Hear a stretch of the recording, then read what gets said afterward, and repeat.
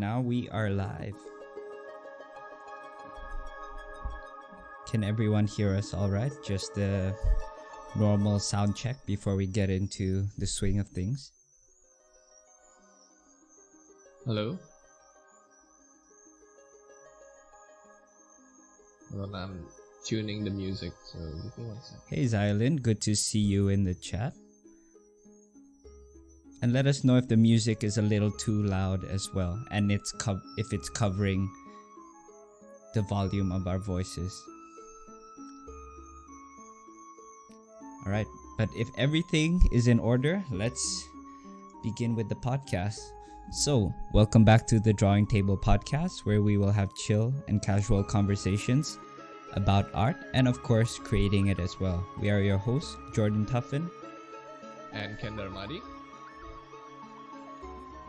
Well, you guys might have noticed that in the last few weeks we've been a little bit quieter than usual, and by that I mean there wasn't an upload to YouTube of our previous episodes and not as many posts as well. So at least on my end, I will say that it's been particularly busy. I think we've both been quite busy for the last 2 weeks, Jourdan. Yeah, definitely. Well, for me, last weekend I was actually down south in the UK in the town of Bristol for an anniversary with my wife. So that would be our 4th wedding anniversary actually. Time really flies. And I even remember Ken attending the wedding. Yeah, I didn't realize it was 4 years ago. I know. And thanks a lot, Evan. And after that as well, you know how it is. Usually after coming back from holidays, you're quite fatigued with settling back into routine, especially after a few days of eating good food, not really sticking to any sleeping schedule or routine, and just focusing on relaxing and enjoying the time.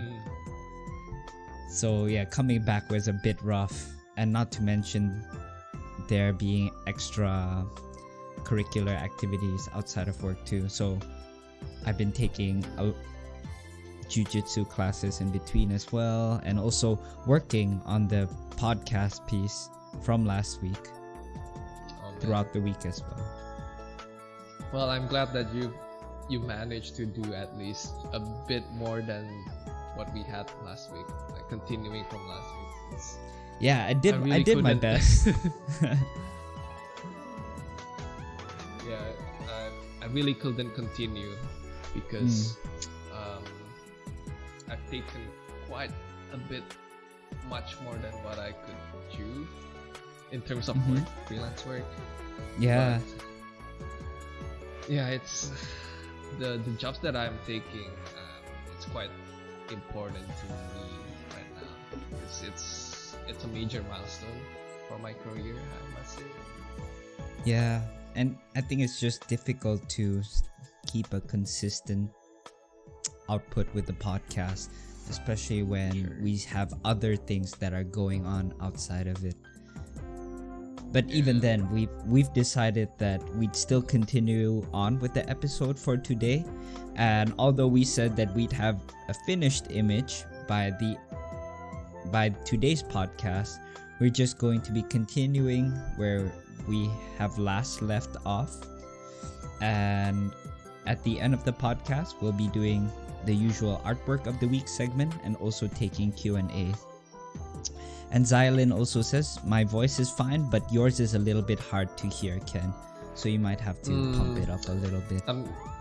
I'm trying to reduce the humming noise that's in the background. I think that's coming from me.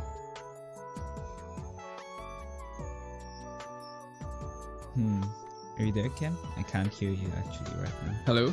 Can you hear me? Yeah, there we go. Yeah, now it's fine. Okay. Yeah, I'm not sure why it creates that humming sound, that high-pitched sound. It's a bit annoying.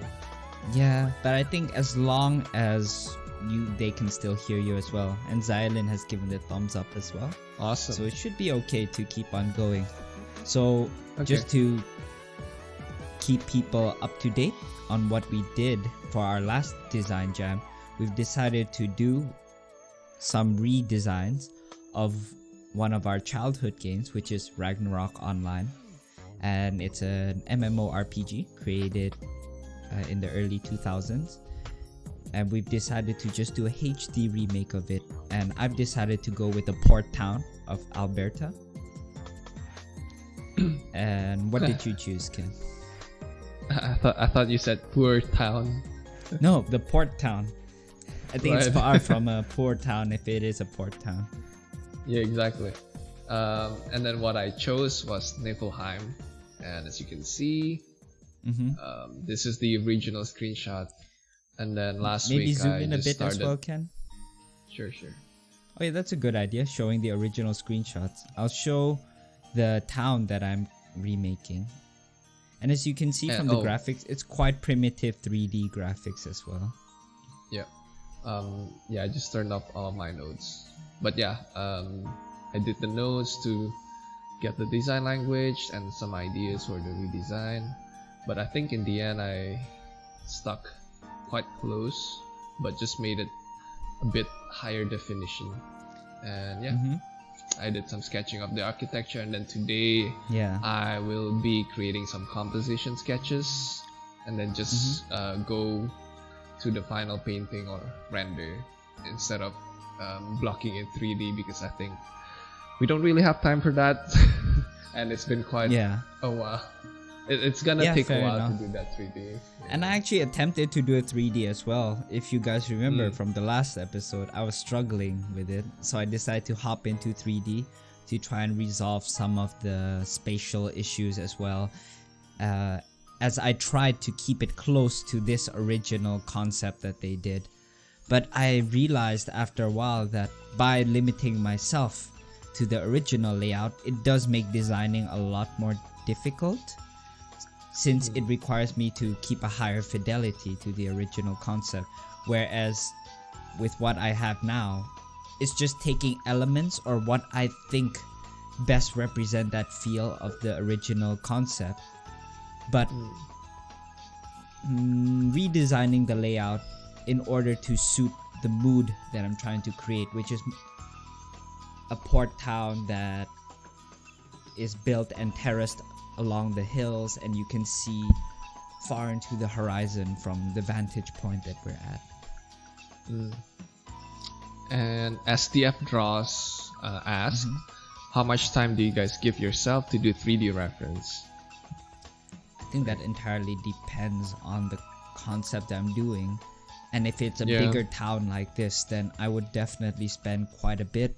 And if the architecture is quite complex and specific, I might even spend some time creating some 3D assets actually that I will use as a kit bash of sorts. So it's a very, I guess it's a question that's very dependent on the brief. But I would say for a piece like this, I would spend quite a bit of time if I was going to be doing it in 3D. Perhaps more than I would with the sketching. Yeah, same and I'll just here. continue with it while Ken gives his answer, so that there's not too much dead time. With 3D, it depends on the task and also the time I have.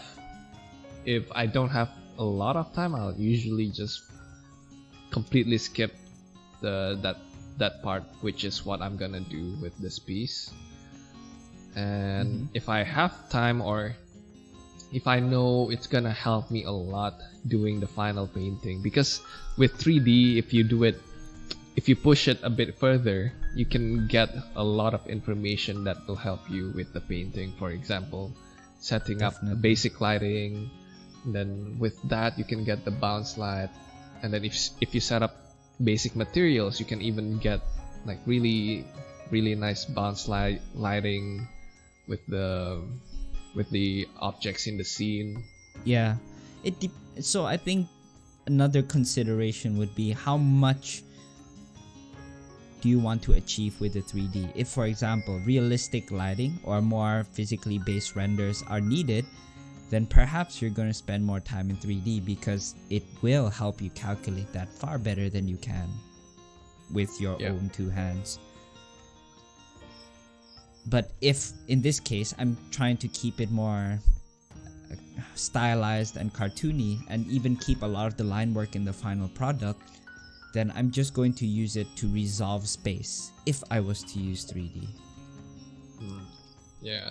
So if I'm gonna do what Jourdan is doing, and then I'll probably keep the 3D very basic, just blocks and blocks to get the perspective and then the sense of space and scale as well. And as for the lens, Xylin asked, how do you choose your lenses? How wide do you make it for your shots? Ooh, that's a tricky one. I'll let you answer it first, Ken, and I can give you some of my thoughts as well after this. Alright, okay. Well, I think for lens choices, I take a lot of inspirations from like movies. So I think about the impact of certain lenses or certain focal length to the story. So for example, on my last piece, the Tomb, which is more desert-like, in order to achieve that sense of majesty and huge space, I used a wide-angle lens, because wide-angle lens captures a lot more of the environment, and then it also gives that distortion, which makes it, which will help make the scene a bit more grand in the end. That's why I chose it. Yeah. But if I want to make it a bit more intimate, then I'll use a longer focal length. So there's not a lot of distortion, and there's less perspective. If it's something a bit more close up, I'll use maybe like 50 or 85 millimeters. So it's just a bit more personal. Yeah, it looks like maybe it's something you're looking on top of a table, I guess. So yeah, exactly. So I guess that kind of lens would be better for props. Do you know what the millimeters it is, Ken, for lens type for the average human eye? I think it's 50. 50. Interesting. If I'm not wrong. Because I usually do about 35 personally. That's what I thought as well, actually. I'm not exactly sure. Some people say it's 35, some say it's 50, but this is just my guess. I think a lot of people say 35 because a lot of cameras nowadays are like crop sensor, with crop sensor, so it's not full. I think that they call it full frame, where the actual sensor is like 1:1 scale or size. But with crop sensor, it's slightly smaller. So if you use like a full length 50 millimeter lens on a crop sensor, it will become like 35 millimeters, something like that. So it's something to do with the technical stuff. That's a pretty high IQ answer, Ken. But I'm totally guessing. I'm totally just guessing, so don't quote me on that. I think 35 or 50. I will quote you on that, Ken. And people will do debunking videos of you and how they will destroy you with logic. Yeah, well, feel free to do it if you... I mean, if you know the exact answer, let me know, because I'd love to know. Yeah. I personally use 35 if I'm doing something more intimate, but in terms of what type of lens I choose for my shots, I'll be honest, I just think of what I want to show and how much I want to show of it. So in this case, because I wanted it to feel grand and sweeping, I wanted to make sure that I got a lot of as many things as I could in the lens. So I decided to make it, what is it, Ken? Like the smaller the number, do you call it wider or narrower? Wider. So I chose a wider lens. So as you can see, the distortion is actually quite apparent if you look at my perspective lines. And whereas if it's more intimate, or if it's for prop, for example, something I'm seeing up close with my own eyes, then I'm going to be doing something that's a little bit less dramatic and making it more narrow. So it's as simple as that. But I do think it's something that you can hone almost on an instinctual level just by doing studies of different shots of different things. I personally have been doing studies during my lunchtime of different travel photography. So this is so it has helped me just get a sense of how they managed to capture the landscape, for example, or the city, and that has helped inform my decision on what type of camera lens I would like for my own pieces. Sorry, I need to restart my Photoshop. I think it crashed. Oh no. Like my Wacom tablet got disconnected, and then the Photoshop. Oh man. And then Photoshop just stopped for some reason. Bummer. Yeah. Anyway, sorry for cutting your explanation. Yeah, no, that's it. That's pretty much what I have to say. So actually for this piece, for my piece, it has gone through quite a bit of changes from the original sketch. I can try pulling up the original sketch so you guys can actually see what I'm talking about. But one thing that I struggled with was something as simple as the fundamentals, which is the perspective and the scale. And I feel like having not done perspective manually for quite some time, I'll have the same problem as you. I think the extra challenge is just because it's a much grander piece. Like there's a lot more going on, whereas if it's standard drawing like one architecture, it seems a lot more manageable. Man, it's strange. Now that I look at the image, like I don't think it looks as bad as I remember, but one big problem that I had was I wasn't able to resolve the scale of these architecture in the background, and it didn't feel like the ship was going into perspective correctly, because the way that we're seeing it now, the mast, the tip of the mast is actually underneath the horizon line, which means that if I'm going to be drawing another boat under and translating it into perspective, then it stands to reason that the mast will also be underneath the horizon line, whereas the ship that I drew here, the mast is above the horizon line, which makes this ship a lot bigger than this one.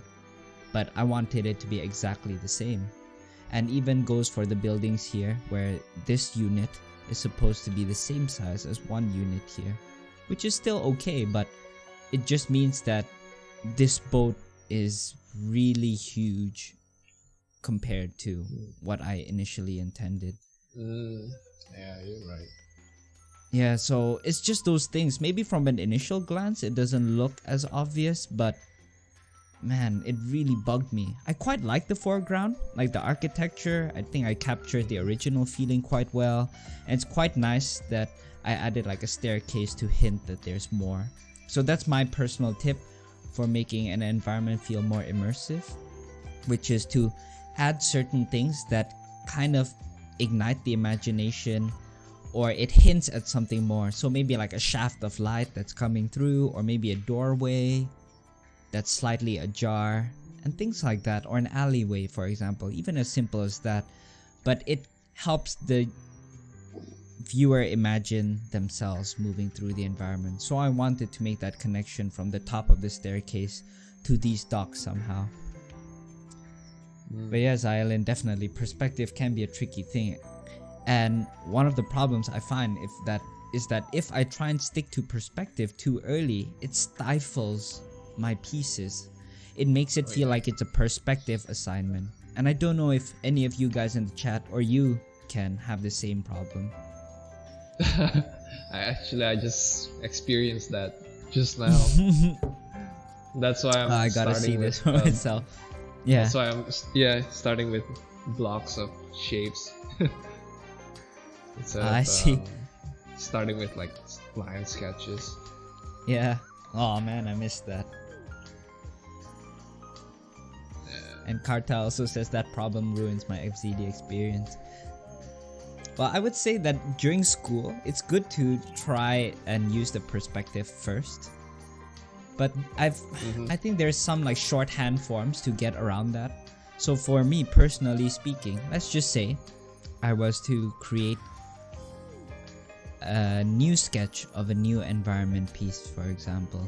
And this is something that I usually do when, or at least that especially now, I'm more mindful to do if I want to keep things quite loose, is that I just usually draw the horizon line first, just off the page, or sometimes across the page, but sometimes that creates an annoying distraction for me. And keeping that in mind is the horizon line. And I think at least knowing where you're looking at it as a person is the most important thing to establish at the start. So either you're looking down, or you're looking up, or you're looking, I guess, as if you're standing and straight forward. So those are the base things that you need to consider. But then after that, I would actually just draw shapes first. And this is a big thing that I've learned from my sketching, is that you need to, I suggest starting from the focal point first and then building everything around it. So let's just say you're gonna create a piece with a giant clock tower and the person is looking up to it, for example. I just start with the horizon line low, and I'd have the clock tower.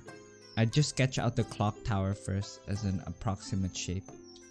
So let's just say that this is where I want it on my canvas. I'm just going to be building the perspective and all the space around it. So let's just say the scale of a person is also that far. So I'm just going to draw a person in the foreground too. So maybe the person then is looking from the top of another building. So maybe like Assassin's Creed kind of style. So I'm just going to then build the secondary focal point, which is typically where something a bit closer. That's what I'd usually do. So maybe a person, or maybe you're on top of a balcony, but essentially just work on the secondary focal point afterwards. So maybe it is a house in the foreground. I see. I think that's a good tip about starting with the focal point. And then I think I can add something to that tip. Yeah, sure. This is something that I usually do from time to time, is thinking of composition and perspective in terms of story and narrative. So, for example, you mentioned a clock tower, and then you're starting to think about what can I do to help with the composition or with the storytelling in that piece. Then I just think of how the people surrounding that clock tower lives, and then what's the culture, and then from that I just start to draw in details, and then draw in shapes, draw in how the people travel or move along the city or something like that. And then from that, it helps me build the composition or the story around the clock tower itself. And then that I agree. Helps That's a very good point, the Ken. composition. Yeah.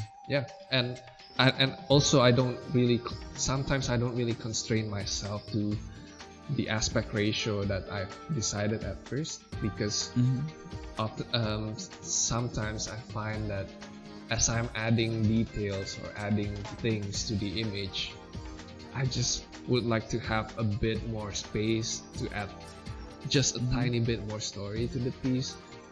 Yeah. So I think how that could translate itself into a tip is that when you're in the exploration stage, don't restrict yourself too much to the original ratio or the canvas size. Like, for example, if I figure out that, you know what, the clock tower is a little bit too close, I want it to be far away, just grab what you have and lower it down. Maybe keep the exact same horizon line. And then maybe I don't want the balcony. Maybe I want another building in the foreground actually. Then you can do that. But basically thinking about what Ken has said earlier, like how do the think about what you want to show about the environment as well. Maybe it's a city where they use bridges to walk across each rooftop, for example. So maybe this is where I can show a bridge here, and then maybe another bridge here that connects to another place, and another one here. So maybe that's exactly what I want to show. Or maybe that there's airships, and because I stretched the canvas and allowed more of the sky to show, I can have more airships showing in the sky, for example. And this is what I'm currently doing right now. Like I want to add this tower here to the composition, but the space there's no more space to do it, so I just made the whole thing smaller to add extra space on the side, so I can add just a bit more detail. Nice. So this is where the camera lens would change, and this could tie in back to what Lynn was saying about how do you decide camera angles. I would say that just do it according to what the piece needs. If you can get it right the first time, fantastic. But sometimes for a concept piece where the client is quite specific in terms of what they want in the piece, you're going to be changing it quite a lot. Yeah. I think that's the point where 3D really helps. Oh yes. Yes, definitely. That also ties back to the other question. By SDF.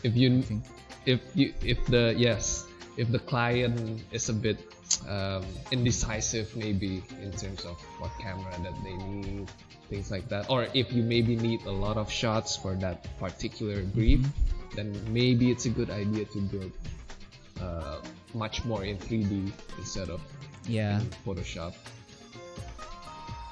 And what it depends on as well. It's not even a picky client or not, but sometimes it might change just because it doesn't suit the narrative, or the client decides on a different direction, and you might even have to redo the whole environment. And with 3D, it makes things a lot easier to just sometimes shift things around as well and start creating a lot of different shots. Whereas if you do something purely in 3D, it could be time consuming. So 3D, I would say, is just more of a time saving tool for me, more than anything else. And that's just my personal approach to it, because I like that handcrafted look. And Xylene also commented, this is now a clock tower stream. That is true. I think it's just a concept art thing, isn't it? Just having a huge tower or spiky mountains. That whole speed paint syndrome. But hey, it works as much as I make fun of it sometimes. It is a good statement of how even a simple composition such as that can be so captivating. It's true and tested. Yep, definitely. So one thing I'm also doing Sorry, go ahead. I was just gonna say, I initially wanted to make the dock circular, but it has created some logistical issues for me, making it a bit harder to park boats there. Because if some of you were on the previous stream, you would have heard me mention that I wanted to have some motifs of a peacock. So maybe I would want the dock fanning out like a peacock feather, a peacock fanning its tail feathers. But in this case, I'll just, I think, revert it back to a simple dock that's straight, just to solve some logistical issues and resolve the annoyance of calculating ellipses in perspective. Ellipses are just like my nemesis, honestly, when it comes to perspective. But I'm still keeping the focal point where it is. I do want the payoff of the image to be these ships and the crane on the docks. Quite like this one. Let me see. Nice, yeah. Has a nice feel to it. I think the background can be like simple shapes of the city. Move on. Yeah. So for Oh, this new thumbnail, Yeah, sorry. Now, I wanted to ask the audience if any of them has done anything related to Ragnarok Online. oh yes, yeah. If If any you of you guys have have, anything, yes, please submit it to us, and then we can plug your work or your social media on the stream. yeah. And we did open it up last week as well, where we invited the audience to join in on the design jam and to redesign any aspect of Ragnarok Online that they find to be interesting. And even if you haven't played the game, if you look up, I'm sure that there's something that would catch your eye, as Oh yeah. it is an MMO. It offers a lot of things to design, such as armors, weapons. Hey, blessings of the nine, good to see you here, man. Hey, welcome to the stream. Yeah, boy. So we're just continuing our redesign from the last stream, and if you recall from the last one, I was struggling a lot with it, but I think it's coming along much better compared to how it was before. I wonder if I should focus it on one building. I'll try it. See if I like it. Oh, and an MMO SDF is massively multiplayer online. Oh no, I think he or she is asking what kind of MMO. Oh, sorry, I didn't read it properly. It's an MMORPG. That's one thing, and I think what made it special, especially during its time, was that it integrated 2D graphics, 2D sprites on a simple 3D world.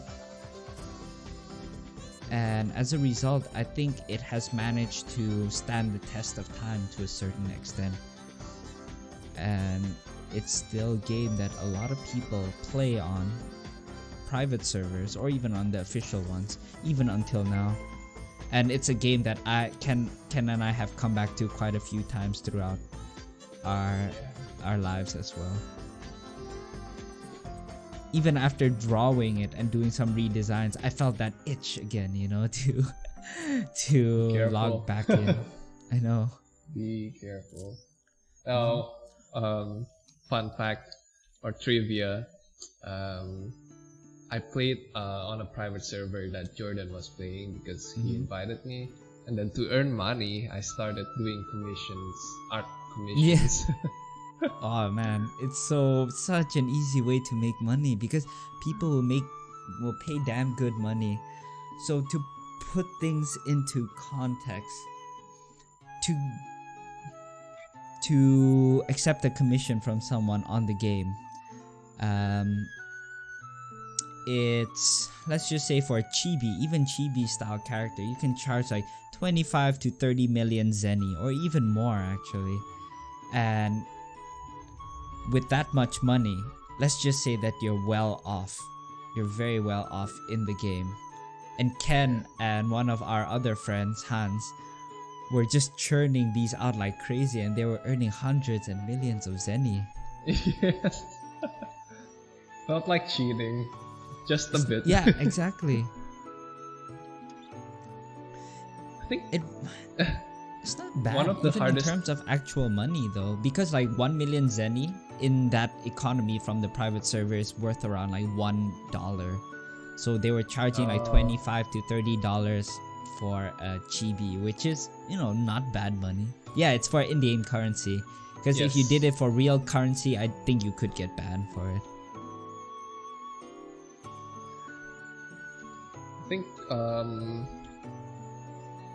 I think one of my biggest issues with playing MMOs is that I suck at farming and then earning money. So we just try to find ways to get money easily. I know, but it's so imbalanced though. It's like artists there are like some of the richest people on the server, honestly.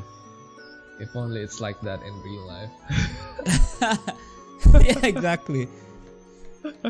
Why can't people request portraits like the good old days,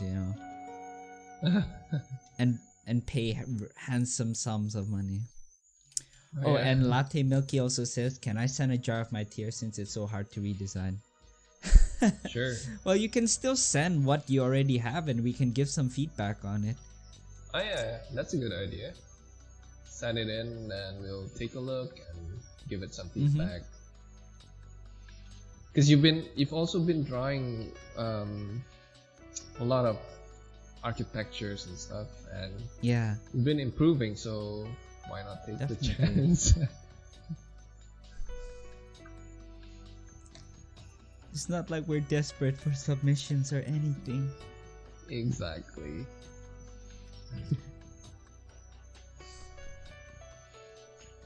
But we're definitely eager to help people out, and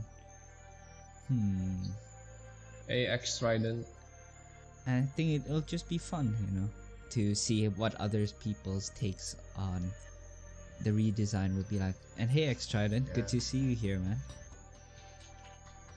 So If how you many don't know- people in this chat actually played Ragnarok Online? Oh, Jourdan, if you don't know, X Trident is Adi. Yeah, I know, but Okay. I guess it's more about, I don't know if people want to keep their identities anonymous online, so I just refer to them by their Yeah. online names. Okay. Yeah. Back to Jordan's question. How many people played Ragnarok Online? Mm-hmm.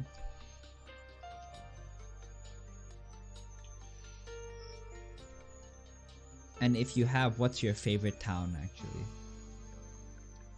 Or class? Class. Love to Okay, know. so for me, I'll answer that first. Okay. My favorite town. That's so tough though. It's easy to say Frontera just because it's the most nostalgic one. But the home base that I was at when I was playing the game, man, I can't even remember anymore. Yeah, I actually can't. But I'll just go on to my favorite class. Favorite class is High Priest. High Priest. Interesting. Yes.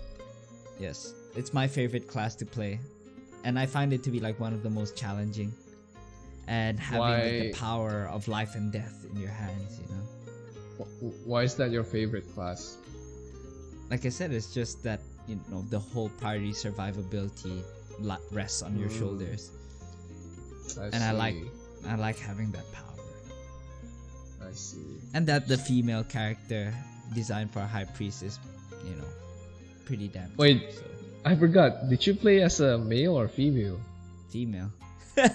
Oh, you're a host. I know I am. A dirty hode.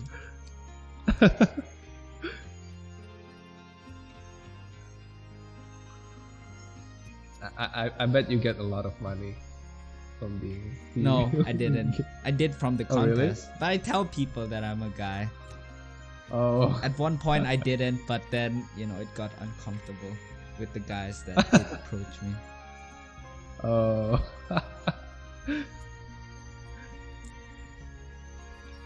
I bet Karta is also a hood.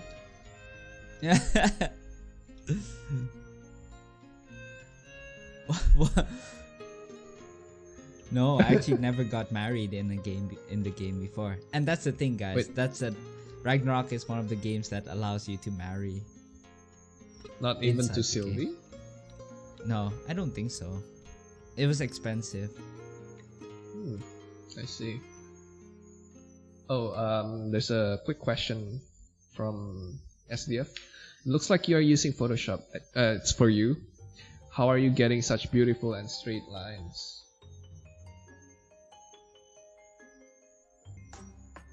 Carta says you're muted. Hey, you're muted. They say.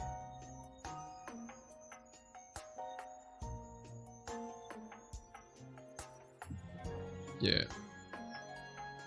And I'll just answer our questions about our favorite town and class. I think for a town, it's kind of difficult. I really like Amatsu. It's like a Japanese town because of the soundtrack. really love the soundtrack of the city. But aesthetic wise, it's quite difficult because a lot of them are very memorable.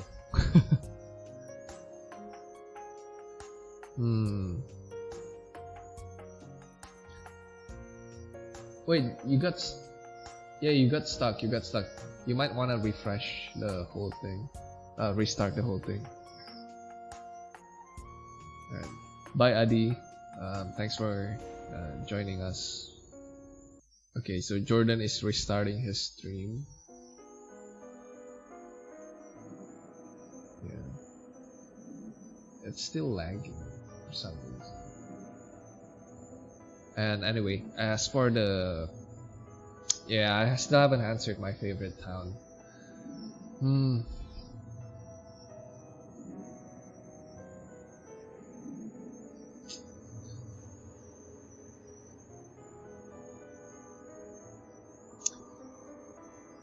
That's so difficult, man. Maybe it's Islut. Maybe. It's cause it's the first city that I started in when I first played Ragnarok. I wanted to be a swordsman, so I started in that. But as for my favorite class, it's the assassin class. Okay. Is Jourdan back? Did you try talking again? Hey guys, if Jourdan is back, let us know on the chat.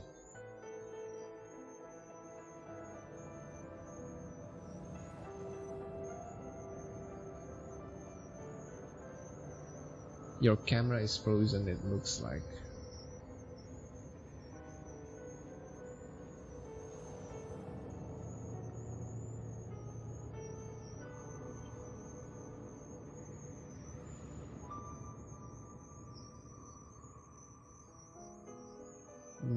No answer. Can you guys hear Jourdan?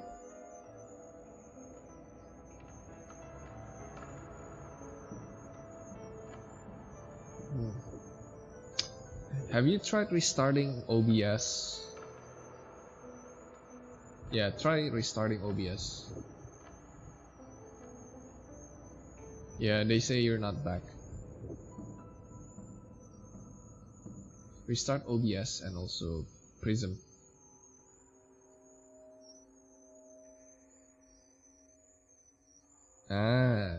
That's why you don't use QRF. Yeah, I'll just talk to the chat and let me know if you're back.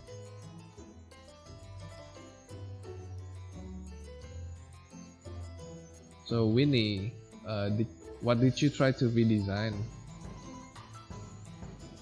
And I'm just gonna speak about what I'm doing on my piece right now.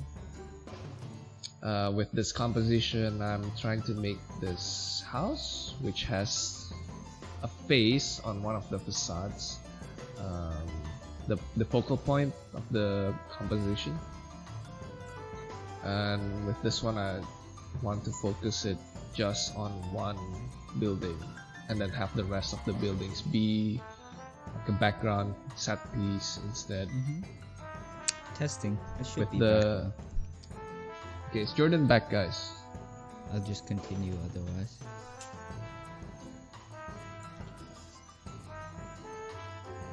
Dennis. Yep, Yes, you're back. finally. Awesome. I need to upgrade my RAM still. Oh yeah, you lost one stick. No, I lost like 2 sticks. Actually, no, I lost 6 Oh, sticks. I actually had 32 gigs of RAM before, but I don't know why, but I couldn't use. So that was annoying. That sucks. Yeah, so I know I only have 8 gigs of RAM now. 9,000 sticks.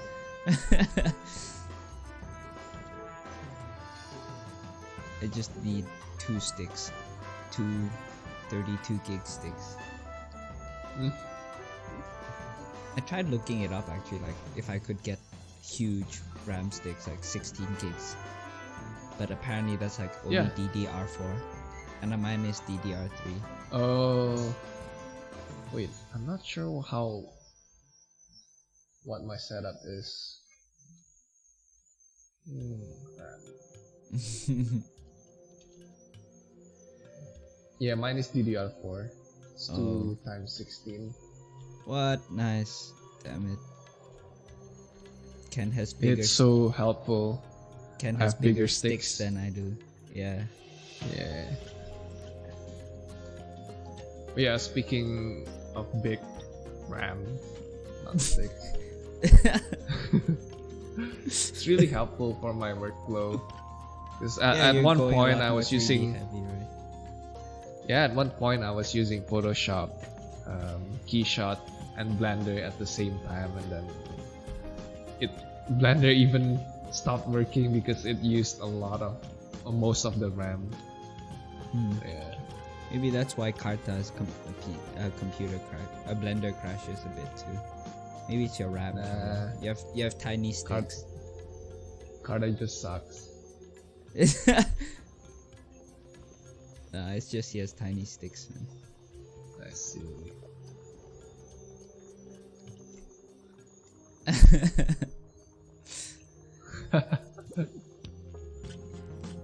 Yeah, right now I'm working on the docks, so I'm just adding small props just to make the dock feel a little bit more populated. So I'm adding some merchant tents and things like that. Not really sure about the layout. Maybe I'll move the crate somewhere down further and just have tents near the port, which is what the original concept has. Oh, it's mostly crates.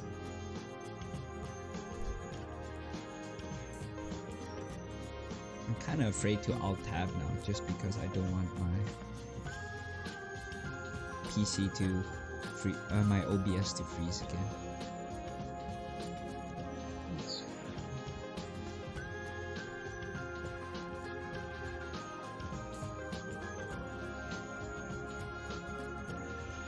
But it's a really tricky thing, in my opinion, just to do an environment piece that is quite big.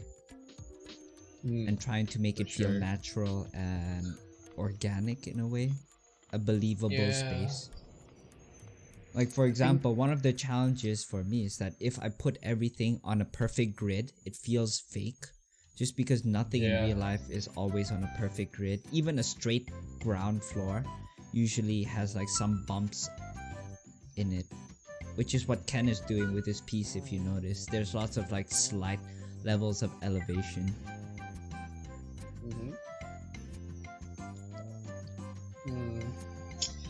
I think with cities like that, trying to get a brief like that, it would certainly be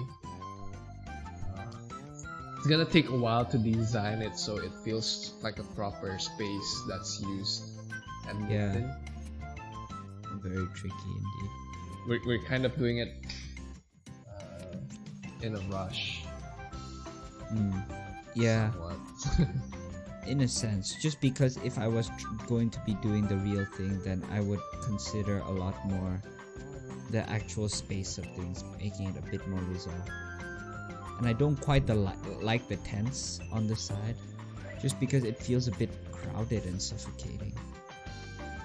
So I'm gonna try move it a little bit further down, maybe here. So it feels like a marketplace as well, which is quite common with these dockside areas.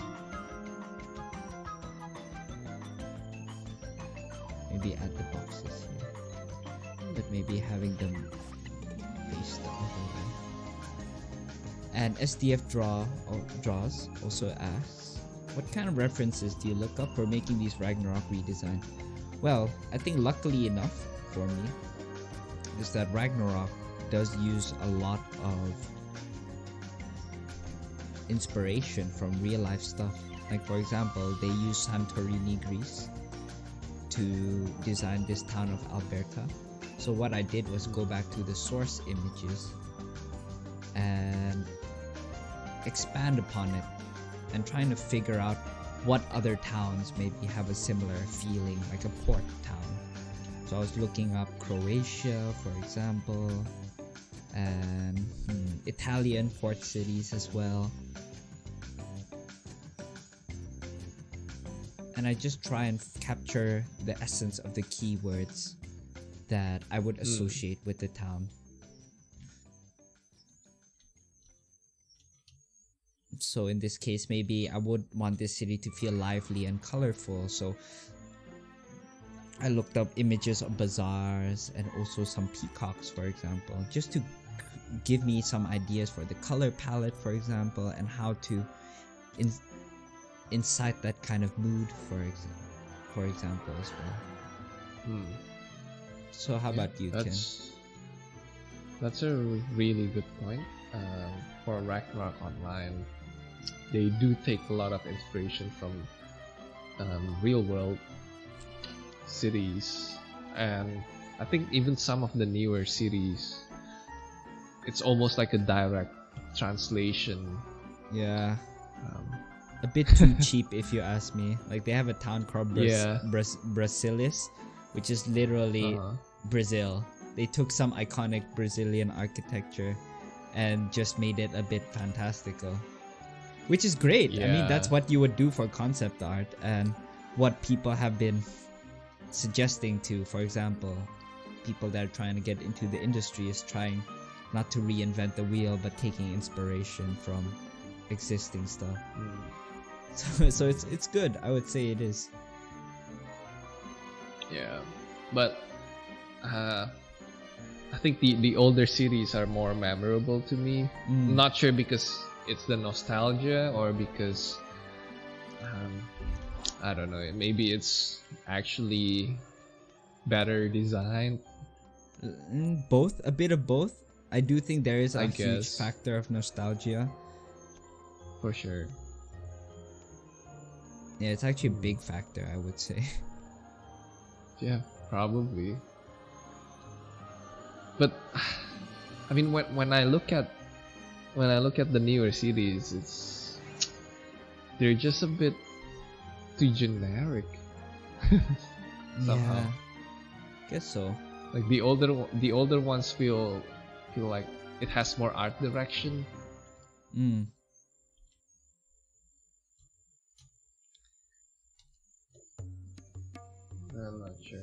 not sure if you feel the same way. Sort of. I think so. And I'm increasing the number of docks as well, I think, just to make the town feel a little bit more lively. And since I'm a lazy bastard, I'm just gonna copy and paste this crane.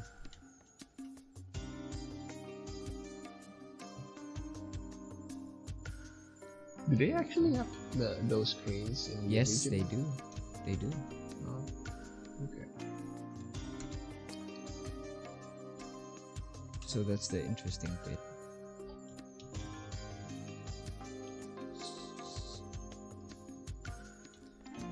There we go. I can put a boat in the middle as well, just to make it feel a bit more populated. Ooh, although I can't say that I'm so confident at drawing boats yet. They have those crazy shapes. But I shall give it a go. And I have reference image on the side with my pure ref that I'm not showing. I tried streaming it on my OBS, but unfortunately I'm not able to.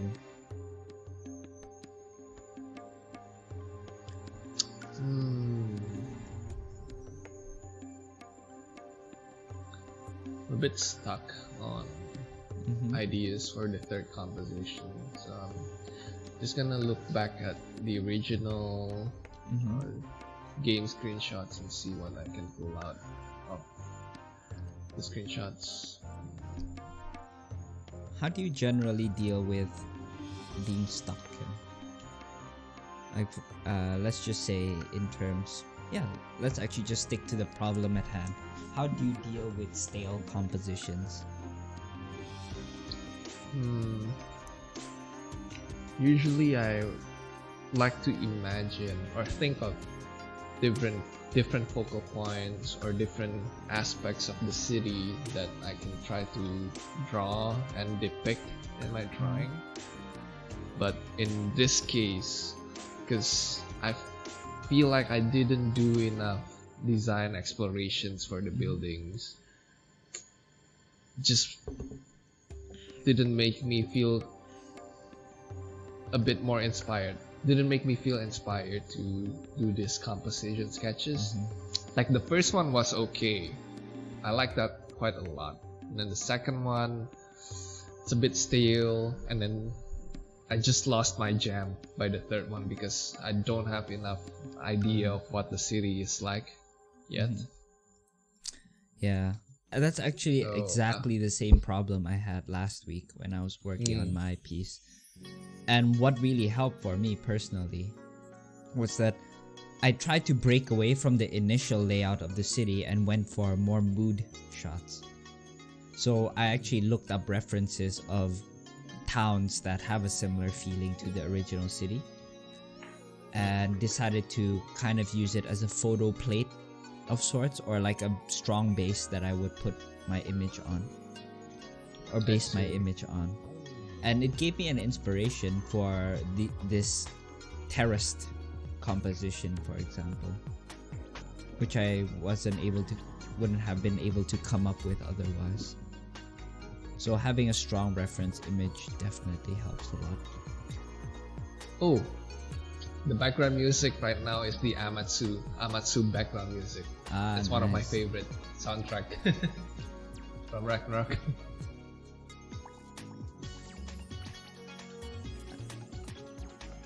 And since I have the stream muted, I can't actually hear it, so I'm a bit sad, but I'll just imagine I have it on very low volume. Just so I can make sure that everything is streamed. So do you use values to establish lighting, or just create basic readability from this point, Ken? Right now, I don't think much in terms of lighting and even the value of the composition or the final piece. So I just use whatever I can to put the pieces in place. I see. So for example, this one is more line art, but the building is more of value. Then I use eraser to delete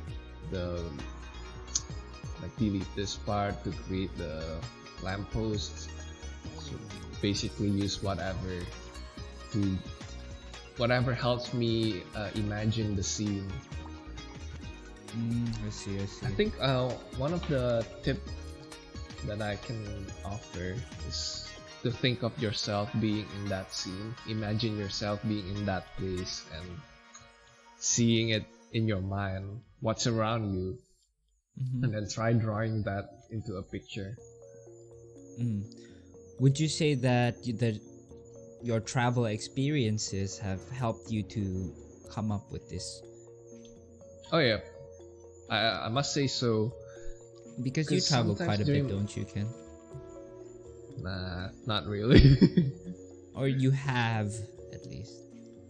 Yeah, maybe. But when I travel, I do try to sometimes when I find a good object or a good scenery, I try to imagine it in a painting composition, and then closing my eyes and then just putting that into a frame or a canvas. And then likewise, when I'm designing something, when I'm making an image, I try to imagine it in my mind, how the space is like in 3D. Yeah. I think for me that's it a really good helps idea a lot. to practice spatial visualization. And one thing that I've learned from doing 3D is that I've been able to visualize those kinds of spaces better. Like for example, when you're so used to seeing buildings from street level and you manage to see a building from a different vantage point, let's just say a bit higher up, your perception of space really changes. And I got that during my trip down to Bristol. A lot of these majestic cathedrals that I saw up close looked so different when I was standing on top of the lookout on a really high vantage point on a hill, where I could get a beautiful and gorgeous like panoramic view of the whole city. And that just put a lot of what I was navigating through into perspective. And it's also same thing as when you're reading a map as well.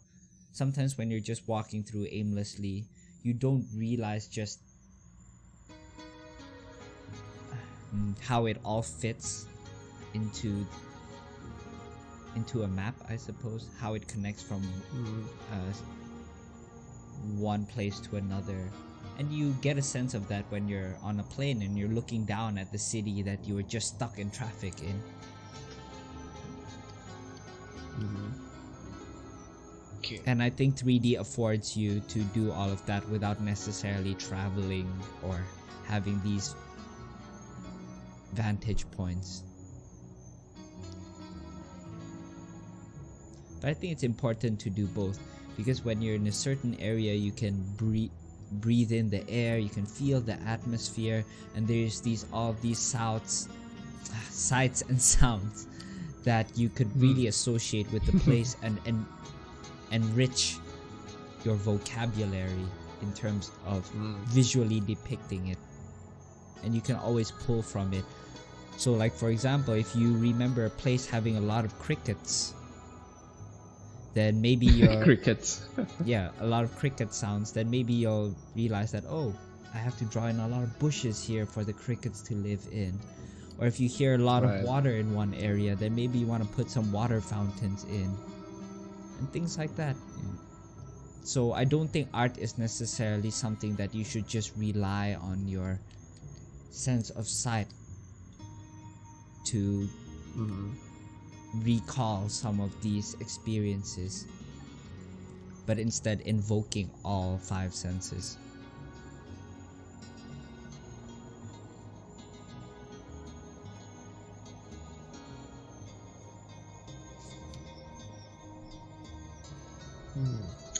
Okay, I think I have an idea on what to do with this third composition.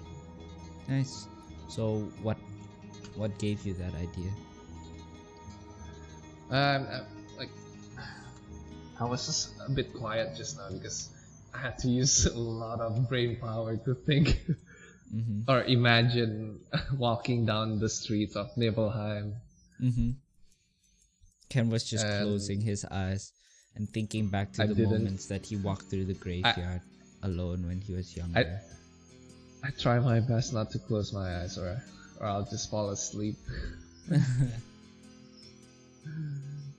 But what gave me the idea is actually imagining Edinburgh in Scotland. Oh, nice. It's quite a slopey city.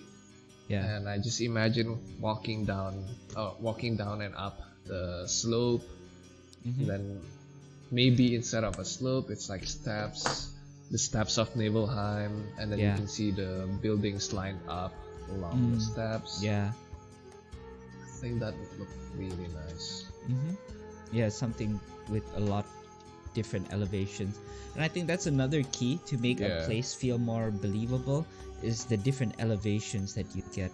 Because one problem that I think I see in amateur artwork is that if you're doing an environment, because they're so stuck with the grid of perspective, and they do like a 1-point perspective, everything just looks like a one-way street. And even the street in real life, if you look down, it's very rarely super straight.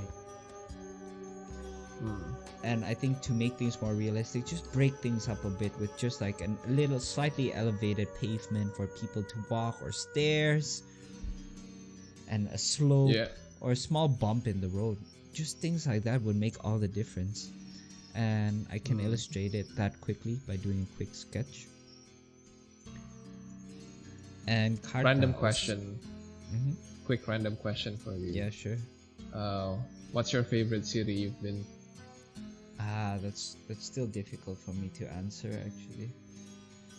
Oh man, that's such a hard question. Not Bristol. Oh, in real life. Yeah, in real life. In real life, that's Ragnarok. tricky too actually. Bristol would be one of my favorites so far actually, I will say. Okay. I don't know. Singapore still has my heart, or Melbourne. Not Jakarta, unfortunately. And to illustrate that point as well, so even if you're doing a 1 point perspective, like I said, sometimes people have that thing where they just do everything on a grid, makes things feel really static. But you can just do simple things such as breaking out the ground planes. So maybe there's one here, and then the road kind of goes down a little bit. Yeah. Maybe going this way even. So you have different planes of elevation, and then maybe a small hill here. And then maybe a rock just to break it up a bit. But it's those little things that just make an environment feel more natural, in my opinion. And it gives a nice rhythm too. Like 1, 2, 3. Then you can have your tower here.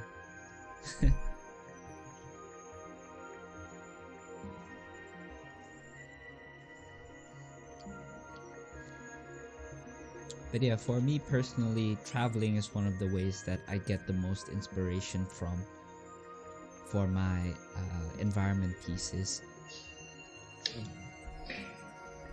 And food? Maybe? Yeah, food. And why food inspires me so much. It might sound kind of silly, but it invokes so many different senses within me. Because with a lot of places that you travel to, you're typically going to sample some of the local fares in terms of the food. And a lot of those tastes can be so memorable that they take me back to a specific moment in time. And it brings back even the sights, the sounds of the place that I'm eating as well. And it's such a visceral thing too. Your body just instantly reacts to the pleasures that you get to eating food. And it's not something that you necessarily have to force, because if you enjoy it, you enjoy it. I believe it's one of the most simple pleasures in life. Whereas with certain kinds of things, I think you need a lot more training sometimes, or even a lot of customization to really appreciate something. And same goes for food. There's such a thing as acquired taste, but in the end, it's either you enjoy it or not. And yeah, it's just a very honest and simple sensation to experience.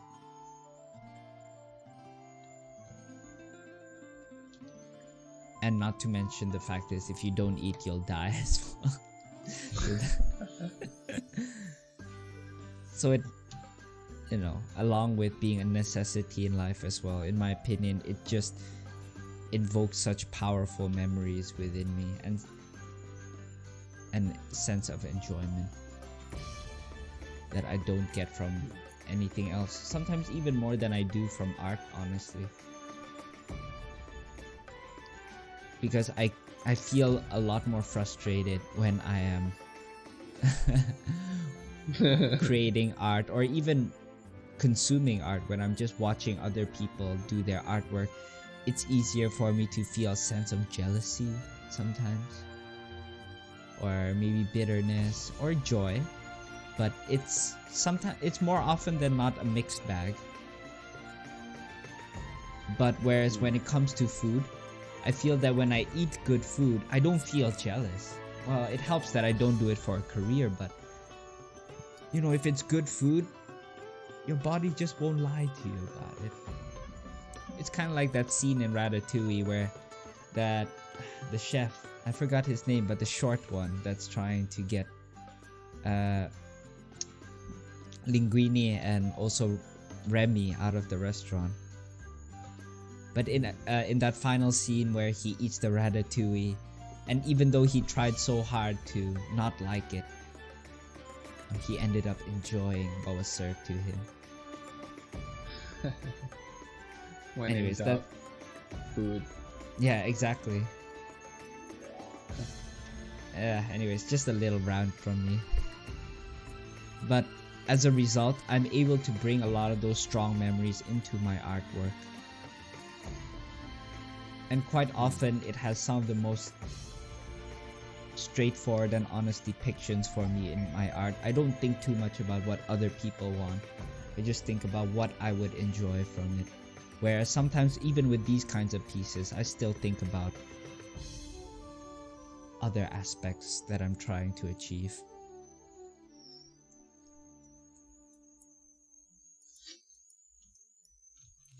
So yeah, the docs are close to finishing, so I just have to do the background next. And I'm just gonna turn on a white layer just to see how everything is. And I think it's looking pretty good. Can you hold that or make it bigger so the viewers can see? And Cartel comments Ratatouille is a mecha movie. Never thought about it that way actually. Mecha movie? Because Remy is controlling Chef Linguini from the head. Oh. Oh man, that's funny actually. Never thought about it that way. That's pretty good. So you're gonna keep the line art for the final piece? I think so. Or maybe not actually. But the thing is, as you can see, I kept it quite simple, almost graphic shapes. So that'll be easy to just paint underneath it.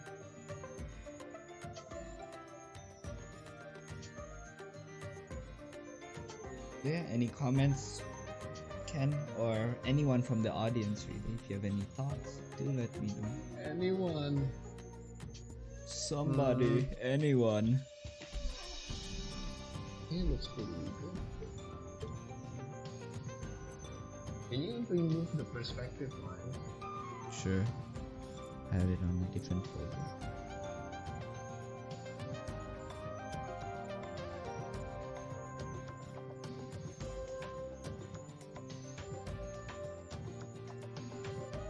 Yeah.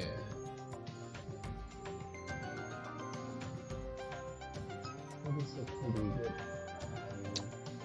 Really like how you add more foliage and bushes to the roof.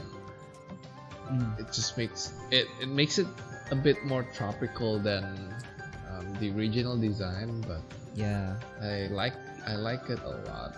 I think also with the material choice, with like the bricks, it feels more Mediterranean. Yeah, I think I love those Mediterranean cities, especially in Greece, with the white colored stones and also natural materials, and the colorful wood, painted wood, makes it feel lively. And I wanted to add on to that layer of liveliness by adding in foliage, which is a very simple way of denoting life. So that's some of the creative liberties I've taken. Right. Yeah, it looks pretty good. And SDF says Jourdan cut out before when I asked my question about the straight lines in Photoshop. Oh yeah, well about that, either I shift click, so that's what I do, shift click, but I use pencil tool as well. So if you press shift B when you're on the brush tool, you'll be able to pretty much get like a full no opacity version of whatever brush you're using. And that to me gives like really crisp lines. But of course, if you zoom in, it looks quite jagged because of the lack of anti-aliasing. But from afar, it looks really clean in my opinion. So that's why I use it. And that's been influenced by Darren Bacon's video. So you can look up Darren Bacon on YouTube. Oh, Darren, not Darren.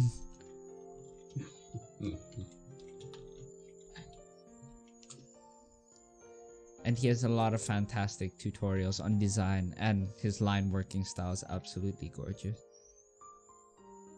Nice, that looks good, Ken. I like the fact that you decided to do like a forked road. Yeah. Kind of inspired by the Italy map from Counter-Strike. I see. Have you been playing it recently? Nah. It's just such a memorable map. Like the start of the, I think, city spawn. Like you start at the forked road, and that's from a real, I think it's from a real location in Italy. I see. Anyways, Italy Bulldog. which one do you like? Which one do you like most, Jourdan, from out of the 3 compositions? I think I like the second one actually. The third one is great, but it's losing the Niflheim kind of feel, because Niflheim still feels quite open-aired. Really? Oh, yeah, that's true. So I think if you show more of the sky on the last one, it could feel more like Niflheim. In terms of just raw composition alone, I like 3, but Niflheim I associated with the openness of the area, whereas this is starting to feel a little bit more cramped. Yeah, I'm trying to get more open, more negative space at the top, so it doesn't feel so cramped. Yeah, and I think that's the problem that I had with my piece, and that you gave feedback on, Ken, which is to extend the canvas pretty much. Yeah. And that helped me a lot. Okay. So you like this one, the second one? This one I here? think the third one still would be interesting, but just once again keep the open air feeling of Niflheim. Maybe I'll do 3. Yeah, I would say so, just to make an overall more pleasing image. It's quite difficult though. A lot of buildings, a lot of hard surface. Yeah, you can do the second one, Ken. That one's still good too. I like the first one, either the first one or the third one. Cast your votes, guys. Yeah. A, B, or C. Just let Ken know which one works best, A, B, or C. And to answer your question, SDF, I don't really do it. I have a slight pressure on my pen, but I don't really use it too much. Yeah, with pressure sensitivity, you can just adjust it on your brush. So if you, I need to use F5. This one here, maybe.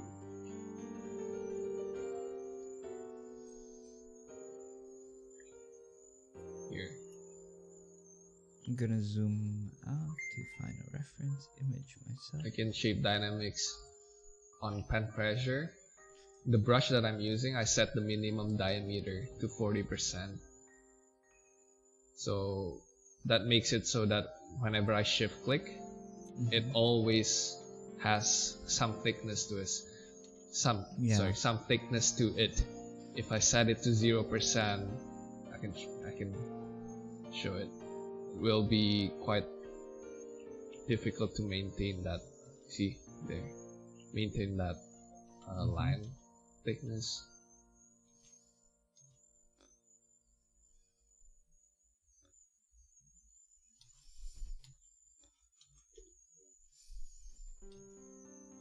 C. Any more votes? I think C might be it then. I think you just have bias, Ken. Yeah, it's fine. It's gonna be a different piece, a different theme for my portfolio. Yeah, I think it depends on what you're doing and the kind of effect that you want to achieve with your brush SDF. Mm-hmm. So for example, if I'm designing something, I like this brush that I'm currently using with 40% minimum diameter and then like 60% opacity, because I can shift click. It's a bit like using a marker, like marker or a pen, so I don't have to worry about perspective or making straight lines, perfect lines, because I can just shift click. But if I'm doing something a bit more artsy, I'll probably do the traditional tapering brush, maybe add a bit more texture and opacity so it looks a bit more traditional. So it depends on what I'm doing. I even like this brush for drawing actually. Yeah, just experiment. Kind of yeah. I've kind of gone back to my basic effect. roots. Yeah. Let's go with C. That's exactly the answer that you wanted to hear, Ken. Nah, either A or C. Oh, But looks I like think I'm the one. C. I'm the I think only C one would that be a wanted good. to. Yeah. Yeah, probably. C would be a good addition to my portfolio, which has a Yeah. lot of organic stuff. Fair enough. Fair enough.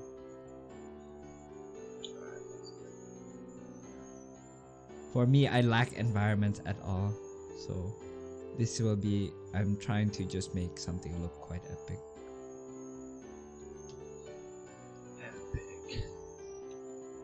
Epic. And we will be moving on to some Q&A section soon. So if you guys have any questions at all, feel free to toss them in the chat.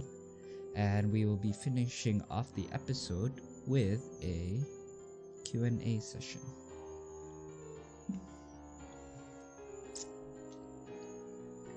Wait, no, an artwork of the week session. I just said Q&A.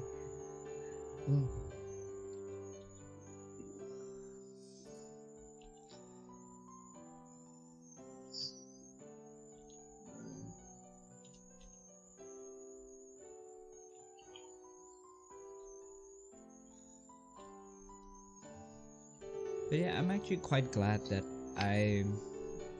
we decided to do this for the design jam, Ken, because initially I was quite afraid of doing something a lot more that I could chew, biting off a lot more than I could chew.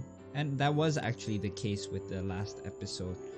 I struggled a lot with my piece and it didn't look as good as I wanted it to. For sure. But I've been doing a lot of practice even during lunchtime of like thumbnailing practices and things like that. I think this is a good idea. Sorry. Starting to feel quite tired. Yeah, actually if we can just move on to the just open up the Q&A now, and if we don't get any in 5 minutes, we'll just move on to the artwork of the week section. Sorry for being a bit unprofessional just now. Hey, it's understandable. So tired. I think it's just one of those weeks, if we have to be quite honest, where life has been getting, not in the way, but it's just life has been giving us a lot more than we could chew, and not allowing us as much opportunity to work on the podcast itself. But even then, I still think it's important for us to do it consistently. So we're still doing our best to give you guys the best quality content that we could give with what we have. So hopefully you guys are still enjoying these kinds of episodes. Hopefully something that you find to be a bit more chill as well. So SDF asks, are these Ragnarok redesigns just for portfolio building or side projects? And for me, it's so this drawing, not drawing, but this design jam session is something that we want to promote because we feel like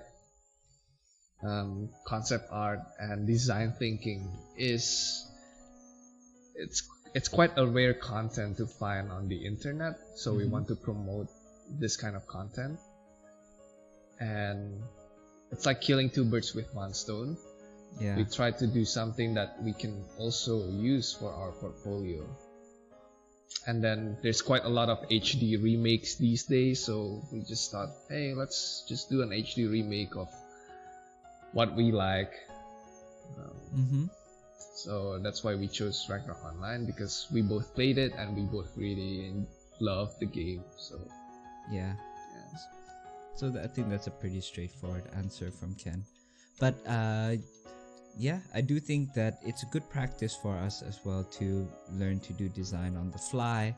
And with these design jams, we do want to open up the opportunity for people to ask for feedback on their designs as well, because we understand how intimidating and difficult it can be as well when we're starting off in our art careers to ask for this kind of help.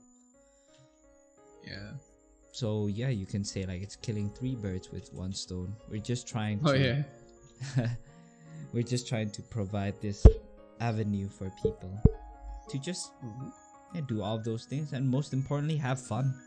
I think one of the things I personally enjoy the most is when I come together with friends and we just tackle the same brief together. It's always cool to see the different interpretations that everyone has.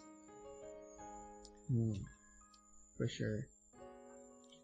And it's really cool, for example, to see how Ken has interpreted Niflheim and the approach that he has gone for as well. So we would really love to see your guys' designs, even after the stream. There's still an opportunity to submit as well. Because for Design Jam, we really want to have people join in with us designing as if we're on the same table, designing on the same brief, just having fun together.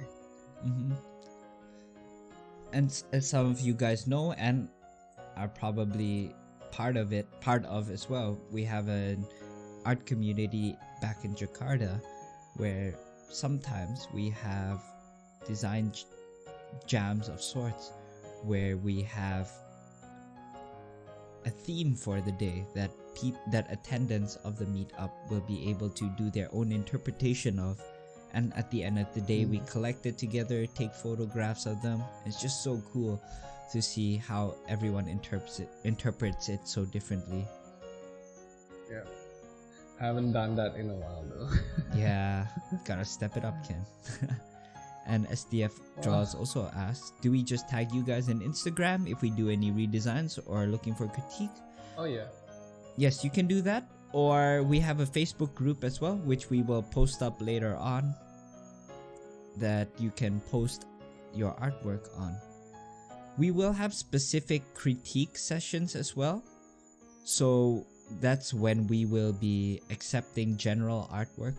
But in terms of Design Jam, just feel free to tag us anytime you're done with it.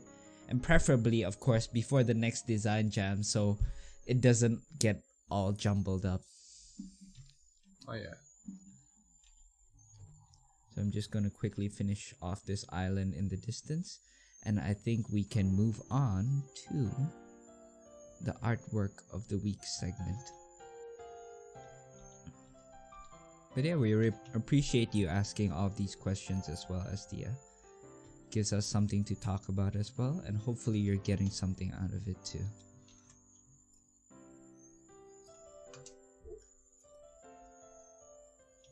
I'm gonna finish this house and then we can move on.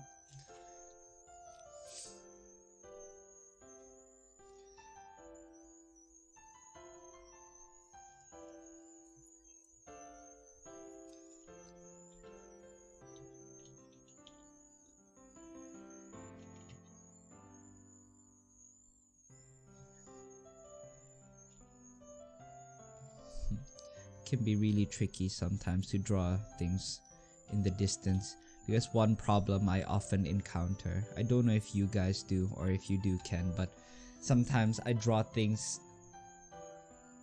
a little bit too far into or too close to the horizon line, and everything seems to be a little bit bunched up near there. Yeah. To the point that the scale feels really off. Yeah. Do you experience that, Ken?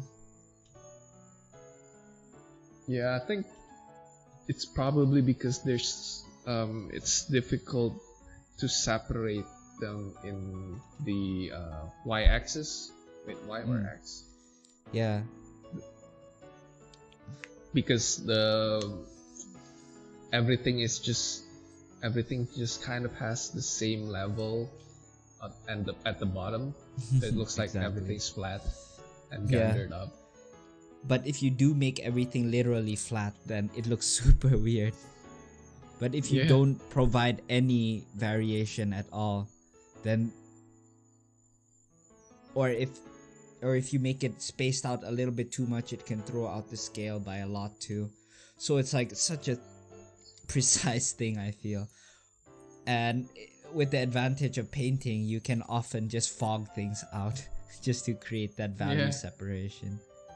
But sometimes with line work, I don't think we're as fortunate with that. I might just shave off a bit from the top, actually. Let's see how that looks like.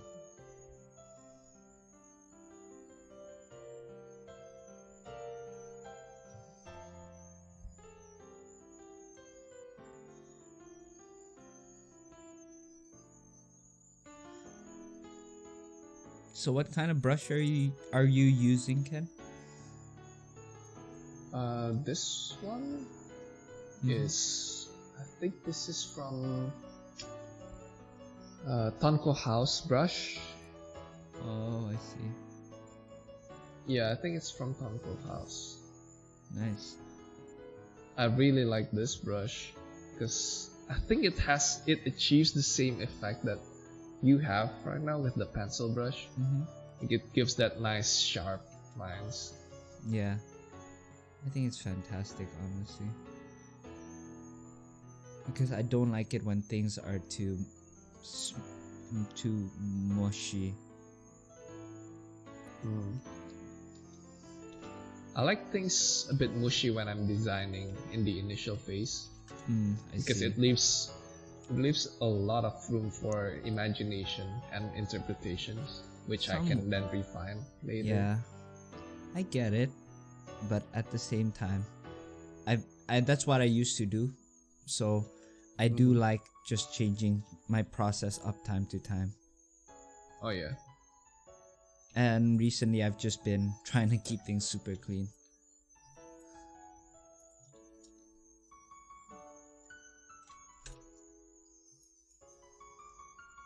Just adding some buntings here, just to kind of add some parallaxing. Hopefully make things feel a bit more festive as well.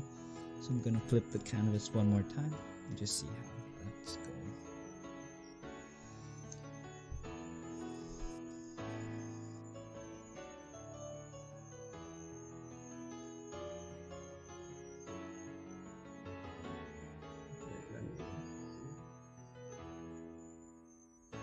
I don't know. I don't recognize this one.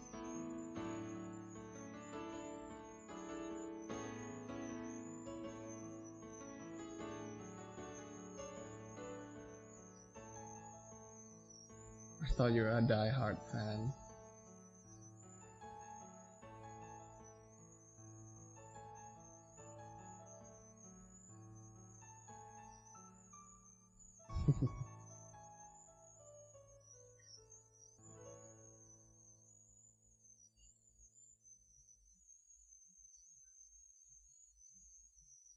Yeah.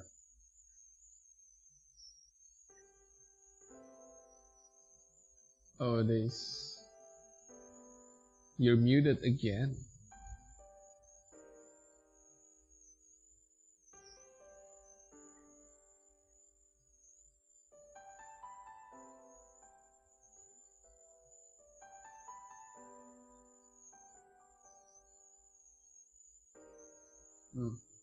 Just restart your OBS.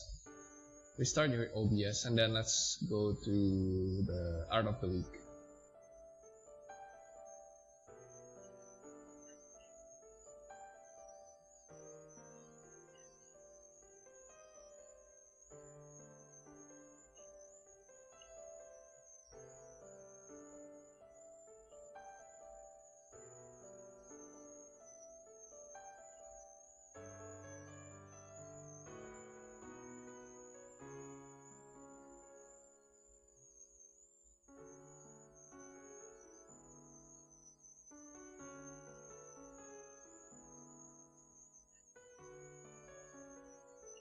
Jourdan's trying to fix things up. Give us a moment.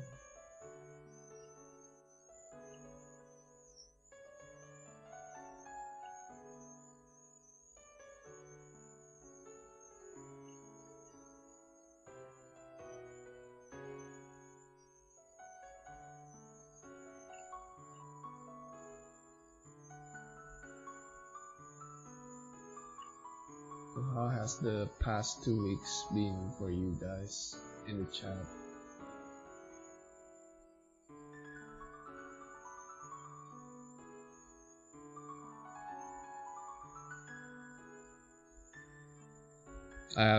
I've had so many life events. Well, maybe not so many, but very.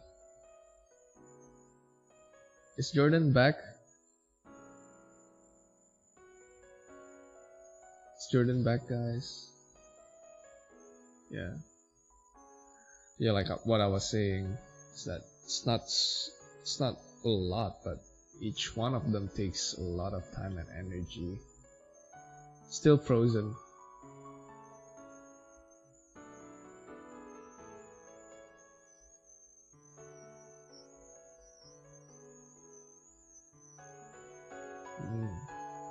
It's time to ditch it.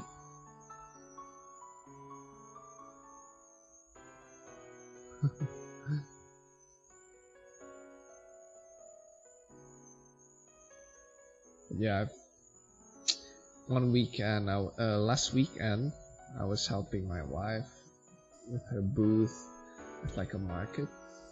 And then we had to open the booth from morning till late night, so that was really exhausting.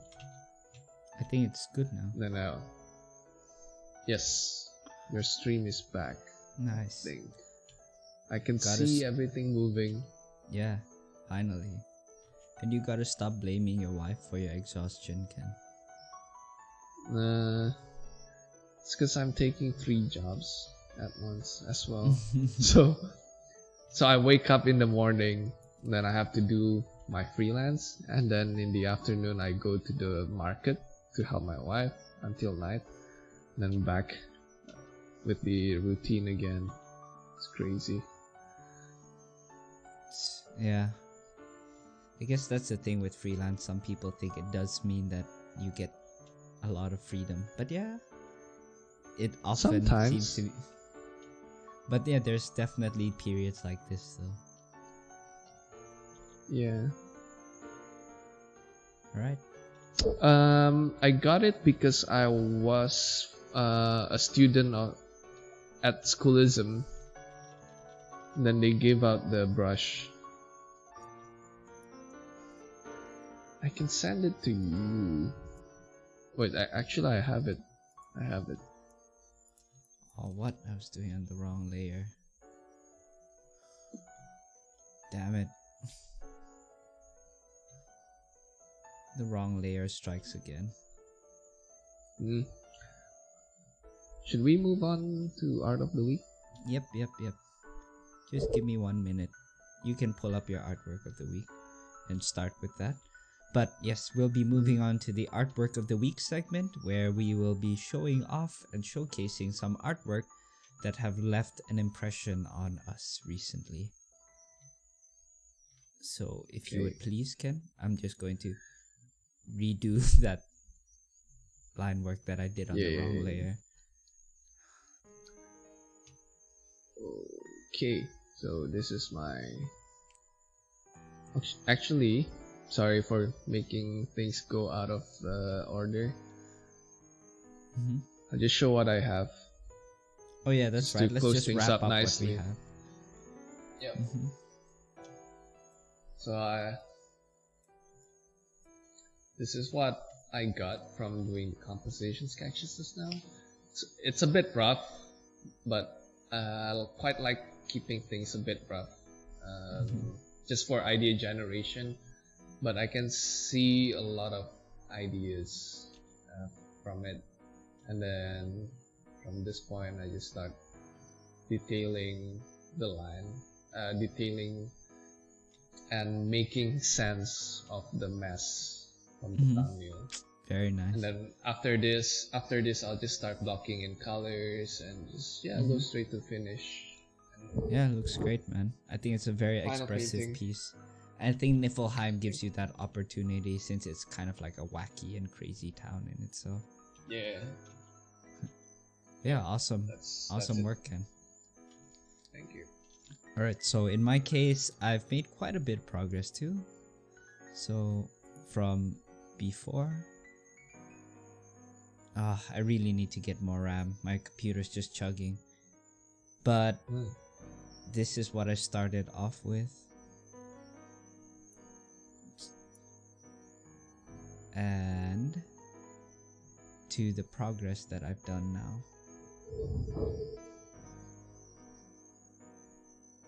There we go. Coming along nicely. And it's flipped.